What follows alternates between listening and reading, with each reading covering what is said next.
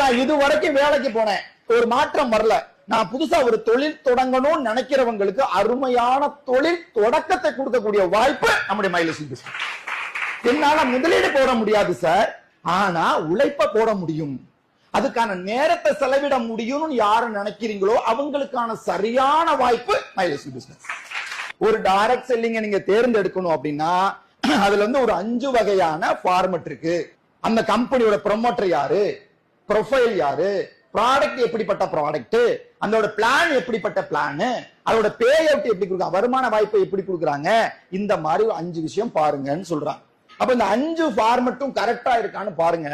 இன்னைக்கு இந்தியாவுல இந்த 5 நல்ல ப்ரொமோட்டர், நல்ல ப்ராடக்ட், நல்ல பிளான், நல்ல பே அவுட், நல்ல பிளான் இருக்கக்கூடிய ஒரே ஒரு நிறுவனம் நம்முடைய மை லைஃப் ஸ்டைல் அப்படின்றது. என்னோட இந்த 11 வருஷ அனுபவத்துல ஒரு கம்பெனி 2 வருஷம் 3